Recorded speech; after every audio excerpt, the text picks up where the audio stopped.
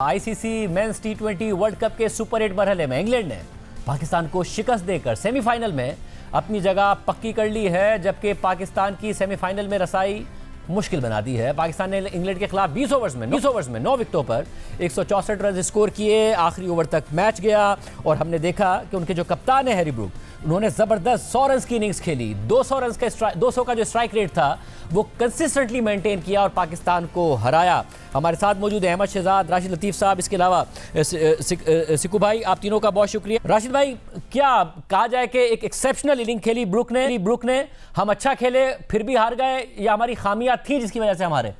मेरे ख्याल से खामियां तो अपनी जगह है, लेकिन हैरी ब्रूक ने कैप्टन इनिंग खेली, बहुत ही अच्छा खेले। जब आपकी टीम चल नहीं रही होती तो कोई एक चलता है, और वो कप्तान चला आज इनका, तो उसने अपने हाथ में पूरा गेम ले लिया। सिर्फ 51 बॉल पे उसने 100 रन बनाए, 196 का स्ट्राइक रेट। बाकी टीम ने ज़्यादा नहीं मदद की उनकी, वो अकेले ही लेके गए। और जिसमें 4 ओवर उन्होंने पूरे खेले हैं उस्मान तारिक के और बाकी स्पिनर्स के भी, फास्ट बॉलर की, पूरी टीम को वो लेके गए। और नंबर भी नंबर 5 था, ये नहीं है कि नंबर 3 नंबर 4 पे वो बैटिंग कर रहे हैं। पूरा क्रेडिट जाता है। हमारी खामियां अपनी जगह थी। अबरार की मेरे ख्याल से जितनी बात एक महीने में हो गई है, शायद ही किसी और प्लेयर की ज़िंदगी में हुई, उन्होंने डाल के नहीं दिया। बहुत ज़रूरी था अबरार का टीम में होना, कि इतना ज़रूरी हो गया था कि उस्मान तारिक के 3 ओवर उनके लिए भारी लग रहे थे। हम उनका ओवर पीछे लेके जा रहे थे। जब अबरार अगर होते, तो अगर उस्मान तारिक ने पहली गेंद पे अगर आउट किया बेंटन को, तो उनको हटाना थोड़ी चाहिए था फिर, क्योंकि आपको पता था मेरे पास विकेट टेकिंग स्पिनर्स नहीं है, मैं पीछे लेके चला जाता हूँ उस्मान तारिक को। वहाँ अबरार होते आप इनको ना कर सकते थे, आउट कर सकते थे, प्रेशर डाल सकते थे। शायद वो गलती हुई, शायद हमारे रन भी थोड़े 180 रन होते तो गेम में फर्क था। लेकिन आउटस्टैंडिंग डिस्प्ले किया है हैरी ब्रूक ने, जिस तरह से बैटिंग की है और अपनी टीम को सेमीफाइनल में ले गया है। अहमद, आप कहिएगा। दायरे आज नजर आ रहा था जो शादाब को टीम में रखने पर इसरार है, अबरार होते, स्पेशलिस्ट स्पिनर होते तो शायद सूरत हाल कुछ अलग होती। बैटिंग में भी हमें नजर आया कि साइम अय्यूब और सलमान अली आगा दोनों बुरी तरीके से आउट हुए। बाबर आजम के पास आज मौका था, नहीं परफॉर्म कर सके। दूसरी तरफ ब्रूक के पास मौका था, उन्होंने अकेले ही टीम को जितवा दिया। कुछ गलतियां, कुछ बैड लक। हाँ जी, बकदरे बेहतर क्रिकेट खेला है पाकिस्तान, लेकिन प्लेइंग 11 जब तक आपकी ठीक नहीं होगी तो आप नहीं ठीक कर पाएंगे। ये बहुत बीटेबल साइड थी इंग्लैंड की, बहुत। आप देखेंगे किसी ने कुछ नहीं किया सिवाय हैरी ब्रूक के। हैरी ब्रूक भी नीचे जा रहे थे through out the world cup, लेकिन इस मैच के लिए उनको 1 डाउन लाया गया और उन्होंने कैप्टन नॉक खेली। आप देखें 190 प्लस के स्ट्राइक रेट से वो खेले हैं। और दूसरी तरफ जब सलमान आगा बैटिंग करने के लिए आए थे, 4 बॉलों पे 12 स्कोर हो गया हुआ था, लेकिन सलमान फिर भी जाते ही रहे। ऐसे लगा कि कोई जल्दी में है, ऐसा लगा कि कोई पीछे पड़ा हुआ है उनके। आई थिंक ये बहुत बड़ा मिस था पाकिस्तान की तरफ से। साइम अयूब को देखें आपके, उसकी टेक्निक बिल्कुल दिन ब दिन एक्सपोज होती जा रही है। He is finding different ways every day, एक नया तरीका ढूंढते हैं आउट होने का। लेकिन उसके बाद जब एक वो पार्टनरशिप लगी है, क्योंकि पाकिस्तान बड़े ऑलराउंडर से खेलता है और लंबी बैटिंग है नीचे, वो पार्टनरशिप जो थी हमारी साहिबजादा फरहान और बाबर आजम जो खेल रहे थे, वो 40 रन की पार्टनरशिप थी जो 45 बॉलों पे हुई है। वहां पाकिस्तान हमेशा ही स्लो हो जाता है, कोई पहला मैच नहीं था। हमेशा से पाकिस्तान का 6 ओवरों के बाद और 13 ओवरों के अंदर का जो टाइम पीरियड होता है, वहां पाकिस्तान हार जाता है दूसरी टीमों से। आप देखें कि उनकी विकेटें भी गिरती रही, हमारे पास मिस्ट्री स्पिनर्स भी मौजूद थे, लेकिन उन्होंने वो फ्लो नहीं टूटने दिया। और जो हम यहाँ बैठ के पहले दिन से बात कर रहे हैं शादाब खान की, आज देख लें वही डिफरेंस फिर से निकल आए। उस टाइम के ऊपर जहाँ पे प्रेशर डिवेलप था, पाकिस्तान ऑन टॉप था, उस्मान तारिक ने प्रेशर डाला हुआ था वहां पे और टर्न हो रहा था, वहां पे आके शादाब ने वो जो ओवर किया है और उसकी 2 बॉलों पे 1 छिक्का 1 चौका, वो सारा एक तो कॉन्फिडेंस शैटर्ड हो जाता है टीम का। मोमेंटम दोबारा से उन्होंने दे दिया इंग्लैंड की टीम को। कप्तान का उनके अपने ऊपर कॉन्फिडेंस हट गया। जो चीज इंडिया के अगेंस्ट की थी, उन्होंने 17 रन दिए थे, वही चीज उन्होंने दोबारा से जो है ना यहाँ पे करके मैच जो है, मेरे हिसाब से वो टर्निंग पॉइंट था मैच का, जहां पे पाकिस्तान जो है बैकफुट पे हो गया। और जो वो 20-25 रन करते हैं, अगर उनकी जगह शादाब होता और चौथे नंबर पे आपने बाबर की जगह एक बैट्समैन डाला होता, तो ये आपको इतनी ऑलराउंडर्स की जरूरत पड़ती नहीं। तो Shadab was a difference today. I think again जो playing 11 Salman Ali Agha, mic Hesson, Aqib Javed ने मिलकर खिलाई है। दे आर बेसिकली हमें वर्ल्ड कप्स जो है ना कॉस्ट कर रही हैं, ये प्लेइंग 11 जो खिलाई जा रही हैं। सिकू भाई, और पहले तो नाज़रीन को ये बता दें कि पाकिस्तान बाहर नहीं हुआ है अभी। पाकिस्तान के लिए जो है वो मौका मौजूद है, क्योंकि पाकिस्तान और न्यूजीलैंड का पहला मैच बराबर हुआ था। इंग्लैंड क्वालिफाई कर गया है। अगर इंग्लैंड न्यूजीलैंड को भी हरा दे तो उसके बाद पाकिस्तान श्रीलंका को हराए और श्रीलंका न्यूजीलैंड को हरा दे तो भी पाकिस्तान के चांसेस मौजूद हैं। और अगर इंग्लैंड न्यूजीलैंड को हरा देता है, न्यूजीलैंड श्रीलंका को हरा देता है, पाकिस्तान भी श्रीलंका को हरा देता है, तो दोनों के जो पॉइंट्स हैं वो बराबर होंगे और रन रेट पर फैसला होगा। तो अगर मगर की गेम है, मगर पाकिस्तान इस वक्त बहरहाल टूर्नामेंट में मौजूद है। सिकू भाई, आप क्या कहिएगा? बहुत मैच क्लोज भी हुआ, पाकिस्तान ने मुकाबला भी किया जो हम आमतौर पे कहते हैं कि वन साइडेड नहीं था। शाहीन शाह अफरीदी वापस आए और अच्छा वापस आए, उन्होंने अच्छा परफॉर्म भी किया। क्या कहें कि ब्रुक ने इनिंग्स ही ऐसी खेली कि बस मैच ले गए अकेले हमसे?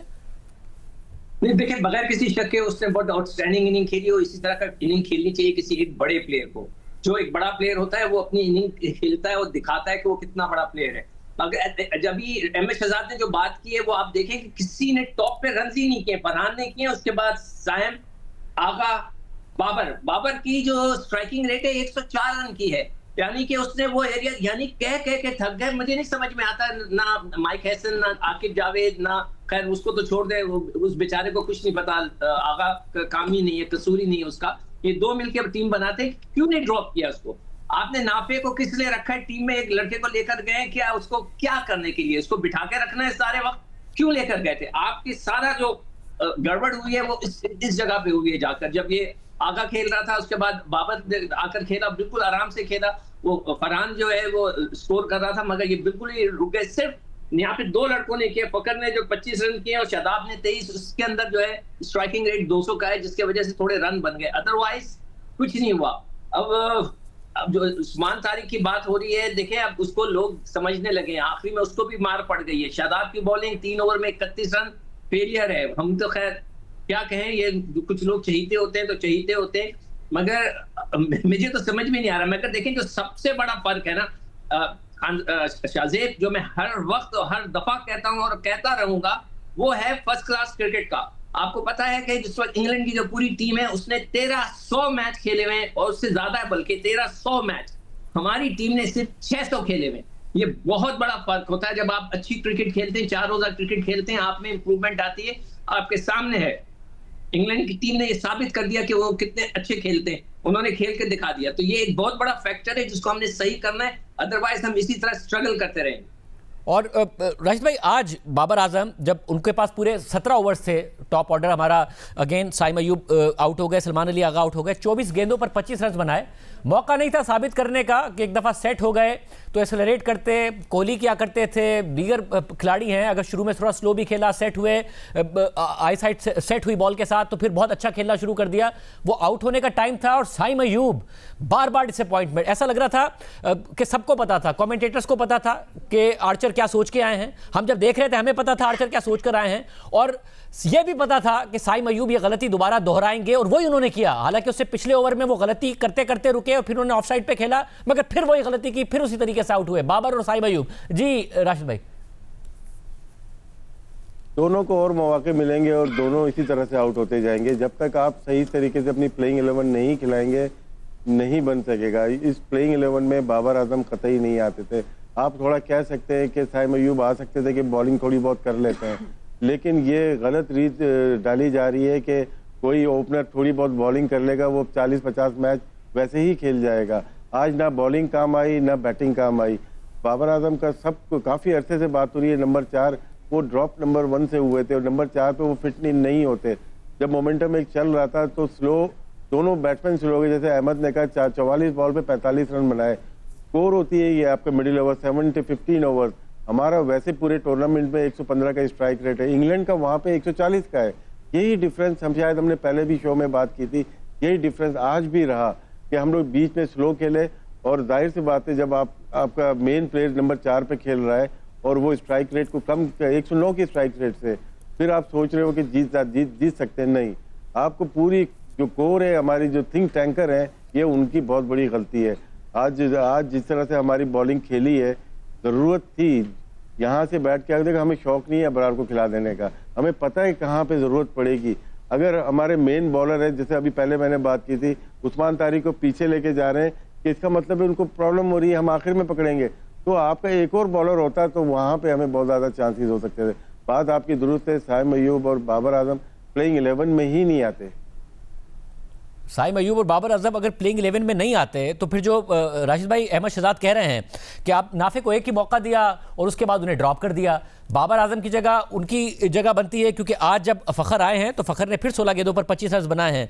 और अगर वो एक बैटिंग हमारी प्रॉपर हो जाए और एक स्पेशलिस्ट अगर हमें बॉलर मिल जाए, क्योंकि अब ज़ाहिर सोर्सेज के जरिए ये इतलात भी आ रही है कि शायद अबरार की तबीयत ठीक नहीं थी इसलिए उन्हें नहीं खिलाया गया, ये अगर फिर प्रॉपर हो जाएगा, थोड़ा डिफेंसिव वे में हमारे जो टीम मैनेजमेंट है कि किसी तरीके से बहुत सारे ऑलराउंडर को खिलाएं, कोई शायद बॉलिंग में चल जाए, कोई शायद बैटिंग में चल जाए। लेकिन शायद अगर इंग्लैंड की टीम को देखते हैं ना, वो भी बहुत अच्छी परफॉर्मेंस नहीं दे रही। लास्ट 3 मैचेस जो जीते हैं, श्रीलंका के खिलाफ फाइटिंग की उन्होंने, इटली के खिलाफ जीते, नेपाल, अच्छा नहीं खेल रहे वो लोग। लेकिन उनका थिंक टैंक किस तरह से सोचता है, उनको अपनी टीम को किस तरह से लेके वो चल रहे हैं। उनके दोनों बेहतरीन बल्लेबाज हैं, 2 ओपनर, उनको फॉर्म नहीं, उनको नहीं मिल रहे रन। बटलर हो जाए और फिल सॉल्ट हो जाए, इनको रन नहीं मिल रहे। बाकी जिसको मौका मिलता है वो उसको लेके चलता है। आज हैरी ब्रूक को मिला, अपनी टीम को लेके चला। इससे पहले दूसरे प्लेयर लेके चले गए अपनी टीम को, मैन ऑफ द मैच बनते हैं वो लोग। हालांकि बड़ी परफॉर्मेंस किसी की भी नहीं आ रही है, लेकिन वो टीम गेम को लेके चल रहे हैं। यहाँ पे इंडिविजुअल परफॉर्मेंस पे लोग लगे हुए हैं, जिसकी वजह से नुकसान हो रहा है। जब मैच चल रहा था, हम लोग शो में ही थे, हमारा यही ख्याल था कि 180 रन तक हम करें तो फायदा होगा हमें, तो वो 180 रन कर नहीं सके। आखिर में हमें थोड़े बहुत रन जरूर मिल गए, लेकिन वो नाकाफी थे, जिसकी वजह से हमें बड़ी शिकस्त, ये बहुत बड़ी शिकस्त है हमारी। ये इतनी बड़ी टीम नहीं थी, इंग्लैंड को हम यहाँ पे हरा के आराम से नंबर 1 हो सकते थे। अगला मैच श्रीलंका से वो जीत सकते थे। अब हम, जैसे आपने बात की, श्रीलंका हराए न्यूजीलैंड को और फिर इंग्लैंड भी न्यूजीलैंड को हराए। न्यूजीलैंड तो बेस्ट टीम है, बड़ा मुश्किल है। इससे चाहे हमें हार के वापस आ जाए। भाई आमिर भी आ गए हैं, काइंडली उनसे भी क्वेश्चन जी मैम, आमिर जैसे ही मेरे साथ मुझे टीम बताती है कि उनका माइक ठीक है तो मैं उन्हें ले लूंगा। आप अहमद बताइएगा कि वैसे आखिर में लग रहा था कि 8-10 रन और होते तो मैच जीत सकते थे हम, हालांकि ब्रुक ने इतना अच्छा खेला 200 के स्ट्राइक रेट से। जी बिल्कुल, आपको यही बता रहे हैं कि आपने इम्पैक्ट प्लेयर डालने थे ऊपर से। आपको बता रहे हैं कि कोई टीम अब नहीं रुकती है। आप दुनिया की कोई भी टीम उठा के देख लें, जैसे ही वो सेट होते हैं, आउट भी हुए होते हैं। इवन हैरी ब्रूक को अभी भी देख लें, हमारे सिवाय वो मिस्ट्री स्पिनर के अलावा जो कि वो प्लान करके आए थे जिसको विकेट नहीं देनी, किसको उन्होंने तहम्मुल से खेला है आउट होने के बाद भी। वो प्रेशर वापस डालते हैं, वो दूसरों को गेम से बाहर निकालने की कोशिश करते हैं। उनकी अप्रोच बहुत पॉजिटिव होती है, लेकिन हम पता नहीं क्या लेना चाह रहे हैं। हम क्यों बाबर आजम के साथ परसिस्ट कर रहे हैं जो उनका नंबर नहीं है। आप देख लीजिए उनके आज भी जो 40-45 रन है। अब मैं आपको एक और बात बता देता हूँ। चलो, पाकिस्तान एक डिसेंट स्कोर पे खड़ा हो गया था 160 प्लस पे, लेकिन आपको ये भी पता होना चाहिए कि इंग्लैंड ने आज बहुत गंदी फील्डिंग की है। इंग्लैंड ने कम से कम 15 से 17 स्कोर जो है आज अपने फील्डिंग से दिए हैं। तो पाकिस्तान ने तो वही 140-42 किया था, बाकी तो हेल्प उन्होंने कर दी थी। लेकिन फिर जब आप जब हम बार बार आपको बोलते हैं ना कि आप जब एक भी वीक लेंथ बीच में डालते हैं, राइट, तो फिर यही होता है। कुछ लोग कहेंगे कि शादाब ने 20 किया, 22 किया। भाई जब आप वहां पे ऊपर ऑर्डर में एक इंपैक्ट प्लेयर डाल दोगे जो इनफॉर्म होगा, जो करेगा, तो आपको नीचे से इतनी बैटिंग खिलाने की जरूरत ही नहीं पड़ेगी। आप फिर भी बाबर का, फिर उसके बाद आप देखें अगर इब्रार, सारी दुनिया आज आपको यही बोलेगी कि इब्रार डिफरेंस है। सारी दुनिया आपको ये बात करेगी इब्रार डिफरेंस है। और हम यहाँ पे बैठ के फिर जो शाहजेब भाई आप ही के लोग या इसी शो में भी जब हम बात करते हैं तो लोग कहते हैं सोल्यूशन दें। आप मुझे बताएं ना, कैसे सोल्यूशन दें, कौन से सोल्यूशन दें, कैसे उन तक अपनी बात बता दें कि जो बात जिन 2 लोगों पे या 3 लोगों पे हम बात कर रहे हैं वही टीम के वीक लिंक नजर आ रहे हैं। आज के मैच में भी आप उठा के देख लें, जो फरहान और बाबर की पार्टनरशिप थी T20 के अंदर 45 बॉलों पे 40 की पार्टनरशिप, वही हमारा डाउनफॉल था। आज के मैच के अंदर भी जब बीच के अंदर हमें विकेटें चाहिए थी, वहां पे हमारे पास शादाब थे, बरार नहीं थे, वही हमारा डाउनफॉल था। उसके अलावा तो हमें मतलब इस तरह का स्टार्ट भी पता नहीं अब कब मिलेगा कब नहीं मिलेगा, जो शाहीन ने स्टार्ट लेके दे दिया है, उसके बावजूद भी हम मैच नहीं जीत सके। ये ज्यादा हमारे लिए खतरे की घंटी है। और इंग्लैंड की ये साइड जो कि बिल्कुल भी अच्छी क्रिकेट नहीं खेल रही, बहुत बड़ा मौका था। आमिर मुझे बताइएगा कि आप क्या कहिएगा, जो पाकिस्तान है, ज़ाहिर मैच तो क्लोज हुआ, पाकिस्तान अच्छा परफॉर्म भी किया, शाहीन शाह अफरीदी शानदार परफॉर्मेंस, पहले ओवर में अगर उन्हें विकेट मिल जाए तो उनका रिदम अलग होता है, उनका पेस भी अलग नजर आ रहा होता है, जो कि नजर आया, मगर पाकिस्तान नहीं जीत सका। ब्रुक ने कुछ एक्स्ट्राऑर्डिनरी खेल दिया, जो मैं अपने दीगर पैनलिस्ट से भी पूछ रहा था, या हमने भी गलतियां की? देखिए, हमने गलतियां तो की हैं, थोड़ी सी मैं कह सकता हूँ, थोड़ी सी बेहतर क्रिकेट खेले हैं आज हम। नो डाउट कि हम हार गए, थोड़ी सी बेहतर क्रिकेट खेले हैं, लेकिन जैसे अहमद ने भी बोला, राशिद भाई ने भी बोला, हम तो डे वन से बोल रहे हैं कि इब्रार कैसे बाहर बैठ सकते हैं। वही देखे, मैंने आपके कल भी प्रोग्राम में कहा था कि आप बड़ी टीमों के अगेंस्ट वीक लिंक के साथ नहीं जा सकते। एक ही उस्मान तारिक था और बड़ी टीमें प्लान करके आती हैं कि ठीक है कोशिश करेंगे, इसको विकेट नहीं देंगे, लेकिन जो दूसरे बॉलर्स हैं उन पे हमने चार्ज करना है, और आप देख लें उन्होंने वही किया। और हैरी ब्रूक, मैंने शाम को जब ट्रांसमिशन हो रही थी तब भी मैंने कहा था कि डोंट फॉरगेट, वो हमेशा हमें फेंटा लगाता है, और उसने लगाया है, क्योंकि जो तगड़ी टीमें होती हैं वो आपके वीक लिंक को एक्सपोज करती हैं, और आप हुए हैं। आज अगर आप देखें मिडल में इब्रार होते तो डिफरेंस पड़ सकता था। आई स्टिल बिलीव कि पाकिस्तान ने इस विकेट पे कम स्कोर किया है, और जैसे अहमद ने बोला है कि 10-15 रन इंग्लैंड ने दिए हैं, अदरवाइज स्टिल, हालांकि विकेट में ऐसा कुछ नहीं था। इवन उनके भी जो आउट हुए, ऊपर से शाहीन ने अगर आप देखें आउट किए, तो कोई स्विंग या कुछ इस तरह नहीं हो रहा था, वो रैश शॉट्स थे, तो इट मींस कि विकेट ठीक था। हम गंदी क्रिकेट खेल रहे थे, और हमारा जो वीक लिंक था वो यही था। मैंने उस दिन भी बोला था कि जब 165 बल्कि शाम को ही मैंने बोला, जब आप डिफेंड करते हैं तो फिर आपके 4 या 5 बॉलर को परफेक्ट परफॉर्म करना पड़ता है, क्योंकि एक पार्टनरशिप लगती है 160 चेज हो जाता है। एक भी वीक लिंक होता है, एक का बैड डे जाता है, 160 चेज हो जाता है। एक गुड पार्टनरशिप लगी, एक अच्छा बैट्समैन खेला, और आप देख ले पाकिस्तान मैच हार गया। और आमिर ये भी बताइएगा कि बैटिंग में जो इनिशियली प्रेशर डेवलप हुआ, हमने देखा कि साइम एक बहुत बुरा शॉट खेलकर आउट हुए, वो आउट हो गए। सलमान अली आगा बहुत ही बुरा शॉट खेलकर आउट हुए। ये प्रेशर नीचे बना, और फिर बाबर आजम सेट हो गए, 24 गेंदें खेल चुके थे 4 ओवर, वो आउट हो गए। आज मौका था उनके पास। बैटिंग में भी हमने बहुत इनिशियली प्रेशर बिल्ड हो गया टीम पर। देखिए, बिल्कुल हम 180-185 कर सकते थे अगर जहां बाबर और फरहान की जो पार्टनरशिप लगी है वो 45 बॉलों पे 46 हुआ है, और बाबर ने 24 बॉलों पे 25 किया। वहां पे अलग हैरी ब्रूक को देखें, उसको हालांकि पता था कि मुझे 7.5-8 रन की एवरेज चाहिए, लेकिन उसको पता था कि उस्मान के बीच में ओवर है, जो बॉलर आता था 3 आउट भी हुए तो वो चार्ज ले रहा था। टीमें ऐसे ही प्लान करती हैं, और आपने मिडल में वैसी गेम स्लो कर दी। इवन दो जब आपको पता है कि विकेट बाद में ड्यू पड़ेगा, सेट अच्छा विकेट हो सकता है, तो आपको 170-180 करना है, वहां पे आप मोमेंटम स्लो नहीं कर सकते। और ये हम डे 1 से कहते हुए आ रहे हैं कि बाबर का ये नंबर नहीं है, नंबर 4, उसको आप खुद ही उसके साथ भी ज्यादती कर रहे हैं, पाकिस्तान टीम के साथ भी ज्यादती कर रहे हैं। और सिकू भाई, जरा शाहीन शाह अफरीदी ने शुरू में विकेट्स ले लिए, और जिसकी वजह से हम मैच में आ गए। अदरवाइज हम मैच अपनी बैटिंग की वजह से ही हारे हैं, या बॉलिंग की वजह से? नहीं, बैटिंग की वजह से, और दूसरी टीम सिलेक्शन। देखिए, अब सीरियसली हमें जो है ना, बाबर आजम को चाहिए सोचने के रिटायरमेंट के लिए T20 से वो रिटायर हो जाए। आगा की भी जगह अब T20 के अंदर नहीं बनती। उन्होंने 1-2 इनिंग्स खेल ली थी, मगर उनकी भी जगह नहीं बनती। हमारी बॉलिंग ने फिर भी पेस उसने शाहीन ने आउट तो कर दिए, मगर दूसरे एंड से फिर मिर्जा बिल्कुल ही ऑर्डिनरी बॉलर लग रहे थे, उनमें वो चीज ही नजर नहीं आ रही। तो वो जो सबसे महंगा खिलाड़ी है वो बाहर बैठा हुआ है, नसीम शाह, उसको क्यों बिठा के रखा है? नाफे को क्यों बिठा के रखा है? मेरा ये सवाल है कि मैं कह के थक गया इन लोगों को। पहले भी हमने प्रोग्राम में बोला, इब्रार को क्यों ड्रॉप किया? ये सारे फैक्टर्स हैं, मगर जो असल फैक्टर ये है कि हमारी जो बैटिंग है, जो आती है 1 डाउन से लेकर बाबर का तक, ये बिल्कुल फेल है, और जिसके वजह से हम ये ज्यादा स्कोर नहीं कर सके। ये स्कोर 180 होने चाहिए थे इधर। देखिए, नॉर्मल गेम है। तो मुझे तो सबसे ज्यादा सरप्राइज ये है कि बाबर को गुगली नहीं समझ में आती। 2-3 दफा तो गुगली को वो कट मारने चले गए, हम हैरान थे कि एक इतना बड़ा खिलाड़ी, उसको गुगली नहीं समझ में आती। तो खैर, एनीवे, हमारी जो बैटिंग थी वो बिल्कुल मजेदार नहीं थी। टॉप की बैटिंग, थोड़े बहुत नीचे रन हो गए। बॉलिंग के अंदर सारे स्पिनर फेल हो गए, किसी ने भी कोई इंपैक्ट नहीं डाला। आउट तो कर दिए, मगर उसको रन पड़े। आपके राज भाई, यानी कि हमारे पास बेंच पर भी लोग ऐसे मौजूद हैं कि जिनको खिलाया जाना चाहिए अभी, क्योंकि पाकिस्तान बाहर हुआ नहीं है। नाफे को रखना चाहिए, नसीम शाह को भी चांस नहीं मिल रहा। आपके ख्याल में उनकी भी कहीं ना कहीं जगह बनती है? आज फहीम को बाहर किया, शादाब को फिर भी रखा। नसीम शाह की जगह बनती है। यहाँ पे अच्छा तेज बॉलर चाहिए था इस पिच पे, और सिक्कू भाई से बात एग्री करता हूँ कि 2 प्लेयर की यहाँ पे जगह नहीं बनती थी। बाबर आजम तो एक थे, और कप्तान की नहीं बनती, टीम के प्लेइंग 11 में नहीं बनती थी। एनीवे, हम लोग जो स्कोर था, मैं ये समझता हूँ 160 प्लस, ये उस वक्त विनिंग था जब 3 आउट आपने ऊपर कर दिए थे। हम तो मशहूर ही इस टूर्नामेंट में अपनी स्पिन बॉलिंग अटैक की वजह से थे।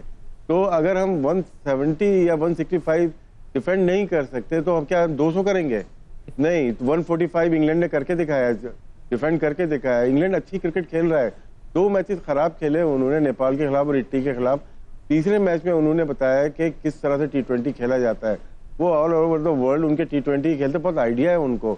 एक प्लेयर भी कैसे जिता देता है वो हमें सीखना चाहिए, और आज हमने भी सीखा कि किस तरह से एक प्लेयर पूरे मैच को लेके जाता है। यहाँ पे जो स्पिन ट्रैक था, एक तरह से बॉलिंग थी, हमें जो लैग करती है, हमें हेड कोच लैग करता है अच्छा स्ट्रॉन्ग, जिसने अच्छी क्रिकेट T20 की खेली हो, और दूसरा अच्छा कैप्टन लैग करता है इसके अंदर। इन दोनों को मिलाया जाए तो इंग्लैंड की टीम पे हम चले जाते हैं। उनकी हालांकि आज फील्डिंग बहुत अच्छी नहीं थी, शादाब का आते ही साथ एक्स्ट्रा कवर पे कैच उठा, वो बाउंड्री भी हुई है, उसके बाद उनके 12 रन एडिड हो जाते हैं। तो मेरे ख्याल से हमें प्लेयर के साथ साथ सोचना चाहिए कि हमारा फ्यूचर में जो भी हेड कोच हो, कैप्टन हो, वो ऐसा हो जो कि मॉडर्न डे क्रिकेट को समझता हो। अहमद, आप कहिएगा, जाहिर नसीम शाह भी बेंच पर मौजूद हैं, दीगर खिलाड़ियों की भी हम सब ने बात की है। अब जबकि पाकिस्तान अगर मगर की गेम में है कि न्यूजीलैंड को एक मैच हारना है, इंग्लैंड उनसे जीते, तो बेहतर है कि टीम जिद छोड़े, टीम मैनेजमेंट, और खिला ले उन खिलाड़ियों को जिनको बिठाया हुआ है। बाबर आजम के ऊपर जिद छोड़ें, शादाब के ऊपर जिद छोड़ें? नहीं, कर लें अपनी अभी भी, अब तो कर लें, जो दिल करता है कर लें। अब तो अगर मगर पे बात आ गई है तो अब हमारी सुन के आपने क्या करना है? तो अब जो भी उनका दिल कर रहा है ना, जो उनकी टीम है, जो लेके गए हैं, जो खिलाना चाहते हैं, जो खिलाई है, जो समझ आ रही है, अब वो ही करें। अब हमारी सुनने का कोई फायदा है नहीं। तो अब आप जो भी खिलाएंगे, हमारा काम सिर्फ ये है कि आपको बैक कर सकते हैं, करेंगे, और उसके बाद जहाँ पे हमें लगेगा कि चीज़ें गलत हो रही हैं उसकी निशानदेही करेंगे। लेकिन अब आप इब्रार को भी खिला देंगे, अब आप उसको भी खिला देंगे, फिर जब अब बात ही अगर मगर पे, तो हर दफा की ये स्टोरी हो गई है कि हम अपने आप को खुद ही ऐसी सिचुएशन में ले आते हैं, उसके बाद फिर दुआएं मांगने लग जाते हैं, उसके बाद हमें रमजान याद आ जाता है, और उसके बाद हम कहते हैं हमारा 12th मैन कर दे, और फिर हंसी मजाक चल रही होती है। ये इतने इंपॉर्टेंट गेम थी आज इंग्लैंड की कि अगर सिर्फ आपकी एक अच्छी प्लेइंग 11 खेल रही होती तो आप ये मैच ले गए थे। सिर्फ आपने जो है ना चौथे नंबर का प्लेयर चेंज करना था, आपकी वहां पार्टनरशिप जो होती वो इंपैक्टफुल होती। आपको कल भी बोला है, पैसे भी बोल रहा हूं कि 20 करे, 25 करे, 30 करे, नाफे जब खेलेगा इंपैक्टफुल इनिंग खेलेगा। आपको बोल रहे हैं कि इब्रार आपका मैच विनर है, बीच के अंदर तारिक और इब्रार का कॉम्बो जो है वो जो है ना अनलीश करना पड़ेगा, लेकिन शादाब के हट ही नहीं रहे हैं, शादाब से हट ही नहीं रहे हैं। माइक हैसन का पता नहीं कौन सा लव अफेयर है उनके साथ कि वो शादाब की जान छोड़ना ही नहीं चाह रहे हैं। आज भी जहां शादाब ने परफॉर्मेंस करनी थी, आप देखें कि जिस तरह इंडिया के मैच में सितारा खाया, आज भी वो स्कोर खुलवा दिए। और मजे की बात यह कि सलमान उनको फिर कहीं दूर भेज देता है, हमें कहीं आसपास नजर भी नहीं आते। जब वो ऐसा ओवर कर देते हैं ना, फिर कहीं दूर ग्राउंड में चले जाते हैं। उससे पहले हर जगह उनकी कोशिश होती नजर आ रहे हो। अल्लाह जाने ये चीजें कब ठीक होंगी, लेकिन अब हैसन को और सलमान को और आकिब को चाहिए जो वो चाह रहे हैं अब वो कर लें पूरा। आमिर, आप बताइएगा, क्योंकि जब मैं सुन रहा था आपने जब ब्रुक के हवाले से कहा था, जाहिर ये बात टीम मैनेजमेंट को भी पता होगी ना कि ब्रुक हमारे खिलाफ अच्छा खेलते हैं, उनके खिलाफ कोई होमवर्क किया जाए, बेंच स्ट्रेंथ को सही तरीके से इस्तेमाल कर लें, प्लेइंग 11 अच्छी तरीके से बना लें। मसला इस वक्त जो 11 लड़के खेल रहे हैं उनका अच्छा ना खेलना है, या जो लड़के मौजूद हैं उनको प्रॉपरली टीम में ना उतारना है? देखिए, प्लानिंग, लैक ऑफ प्लानिंग भी है, कॉम्बिनेशन डे 1 से कह रहे हैं। देखिए, अब जो बंदे इब्रार को नहीं खिला रहे उनकी प्लानिंग क्या हो सकती है? अब माइंडसेट देख लेना कि आप, मैं तो डे 1 से कह रहा हूँ, आधा तीतर आधा बिटेर बड़े टूर्नामेंट्स में बड़ी टीम के अगेंस्ट नहीं चल सकता। वो आपके वीक लिंक को एक्सपोज करते हैं और करते रहेंगे। आप ये सीरीज जीत सकते हैं आधा बैट्समैन आधा बॉलर, टूर्नामेंट नहीं जीत सकते। आप ये किसी से भी जाके पूछ ली, एक्सपीरियंस है, हिस्ट्री है टूर्नामेंट्स की। इस तरह नहीं होता, क्योंकि अब टीमें प्लान करके आती हैं। आप देख लें, हमारा उस्मान के अलावा मतलब मिडल ओवर्स में कोई ऐसा बॉलर लगा कि ये विकेट लेगा, आप उठा के देख लेना। तो यहाँ पे तो प्लानिंग आपको नजर आ रही है कि लैक ऑफ प्लानिंग है, कि अगर आपके 7 से 15 तक मिस्ट्री स्पिनर लगे हुए इब्रार और उस्मान, तो पूरी गेम बदल सकती है। और पूरी दुनिया ये कह रही है कि 2 बेस्ट स्पिनर्स हैं और हम उनका कॉम्बिनेशन खिला ही रहे। इब्रार पहले इंडिया वाले मैच के बाद बाहर बैठा हुआ, तो जब आप प्लानिंग, मुझे लगता है कि प्लानिंग, क्योंकि राइट कॉम्बिनेशन नहीं खिलाया जा रहा डे 1 से। अभी तक जितने हम 5 मैच खेले हैं, एक भी राइट कॉम्बिनेशन नहीं खेला।